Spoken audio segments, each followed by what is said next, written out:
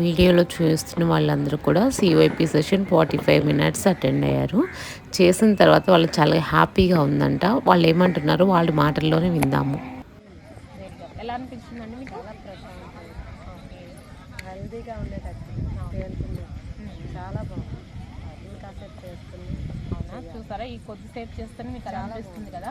అందుకే మనం ముఖ్యంగా మైండ్ అంతా టెన్షన్తో అంతా ఫ్రీ అయిపోయింది. Very good, very good. మెడిటేషన్లో జరిగే ఫస్ట్ పాయింట్ అదే అనమాట.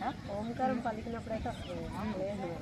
చాలా అందుకే మన నరేంద్ర మోడీ గారు ప్రతి ఒక్క మానవుడికి కూడా ఈ యోగా అనేది రీచ్ అవ్వాలని చెప్పేసి ఈ కార్యక్రమాన్ని కండక్ట్ చేయడం జరుగుతుంది. ఇది ఒక్కరోజుతో ఆగకూడదు అనమాట. ఒకటే భూమి ఒకటే కుటుంబం అనే ప్రధాన అంశంతో మనం చేస్తున్నాం. అందుకే ప్రతి ఒక్కరు యోగా, ప్రతిదినము యోగా చేయాలి, ఆరోగ్యంగా ఉండాలి. చూసారు, మీరు కొద్దిసేపు చేస్తేనే మన ఇంట్లో చాలా బాగుంది. వెరీ గుడ్, చాలా బాగా మీకు ఎలా మెడిటేషన్ చేసినట్టు చాలా పీస్ఫుల్గా ఉంది. మైండ్ అంతా చాలా అంటే ఏదో వేరే లోకంలో చూపినట్టు అనిపించింది. చాలా బాగా కూడా సాధన మీకు ఎలా అనిపించిందా? ప్రాక్టీస్ చేస్తాం కదా. Okay, not only meditation, asanas చేస్తాం కదా. చాలా బాగున్నట్టు. ఫస్ట్ కష్టంగా ఉంది కానీ డైలీ చేస్తే చాలా తేలిగ్గా ఉంది. చాలా బాగుంది. కష్టాల్లో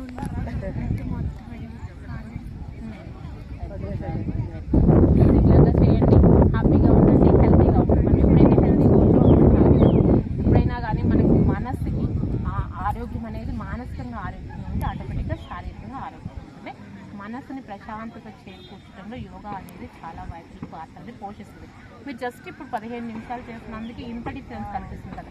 మన దాన్ని డైలీ మీ లైఫ్లో యాడ్ చేసుకున్నట్లయితే ఇంకెంత హ్యాపీగా ఉంటుంది. నాకు తెలిసింది కొంత ఇంట్లో నేను చేసుకుంటాను. Very good, very good. Day activities మనం ఎవ్రీడే యోగాతో స్టార్ట్ చేసుకోవాలి. ఆ డే అంతా కూడా ఇంకా హ్యాపీగా యాక్టివ్గా ఎనర్జెటిక్గా చేసుకోవచ్చు. మీ పిల్లలకి ఎక్కువ వర్క్ చేస్తారు, ఇంట్లో అత్తమామలతో మన ఫ్రెండ్స్తో అందరితోనూ మీరు ప్రశాంతంగా ఉంటారనమాట. యోగా చేయకుండా చిన్న చిన్న నిమిషాలు కోపం వస్తుంది. మీరు ఎప్పుడైతే ఈ విధంగా రెగ్యులర్గా యోగా చేసుకుంటారో ఫ్యామిలీ లైఫ్ కానీ సోషల్ లైఫ్ కానీ అంతా కూడా చాలా హ్యాపీగా ప్రశాంతంగా అనిపిస్తుంది. మానవుడికి రకరకాల ప్రాబ్లమ్స్ ఉంటాయి. ప్రాబ్లం లేని వాళ్ళు ఎవరూ లేరు.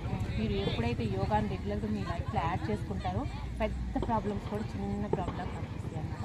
నెగిటివ్ ఆలోచనలు కూడా పాజిటివ్ ఆలోచనల కింద కన్వర్ట్ అవుతాయి.